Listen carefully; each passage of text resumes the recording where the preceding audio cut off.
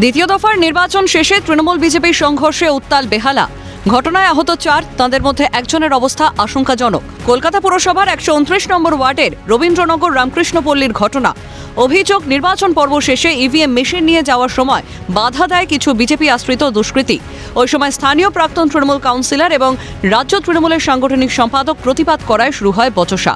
এরপরেই তৃণমূল কংগ্রেসের কর্মীদের দিকে লক্ষ্য করে ইট বৃষ্টি বিজেপি কর্মীদের। শুধু তাই নয়, লাঠি দিয়ে তৃণমূল কর্মীদের বেধড়ক মারধর করা হয় বলেও অভিযোগ ওঠে। বর্তমানে এসএসকেএমের ট্রমা কেয়ারে চিকিৎসাধীন আহত কর্মীরা। বিজেপি নিজেদের পরাজয় নিশ্চিত জেনে এই হামলা করেছে, দাবি তৃণমূল প্রার্থীর। একটা শান্তিপূর্ণ পরিবেশ, যেখানে সারাদিন কোনো গণ্ডগোল হয়নি, কোনো কিচ্ছু আমাদের দিক থেকে কোনো প্ররোচনা দেওয়া হয়নি, তাহলে ইভিএম মেশিন তোলার সময় এরকম হামলা হলো কেন?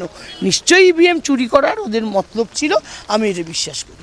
পাল্টা বিজেপির অভিযোগ, তৃণমূল কর্মীরা ইভিএম হাতানোর ষড়যন্ত্র করছিলেন। বিষয় হচ্ছে, বাক্স সরাবার তাল করছিল ওখানকার প্রাক্তন কাউন্সিলর এবং এই এমএলএর বিভিন্ন সঙ্গী সাথী লোকেরা, তৃণমূলের এমএলএ প্রার্থী, এবং সেটা বিজেপির লোকেরা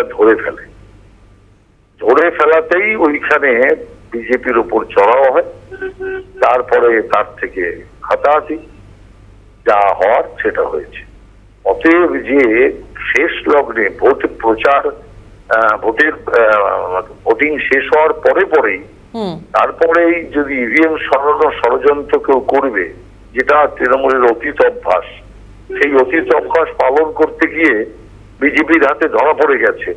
তো চোর ধরা পড়লে তো মার খাবেই। ঘটনার কথা জানানো হয়েছে নির্বাচন কমিশনকে। তৃণমূলের অভিযোগের ভিত্তিতে দুজনকে আটক করেছে রিজেন্ট পার্ক থানার পুলিশ। সুব্রত বন্দ্যোপাধ্যায়ের রিপোর্ট, ক্যালকাটা নিউজ।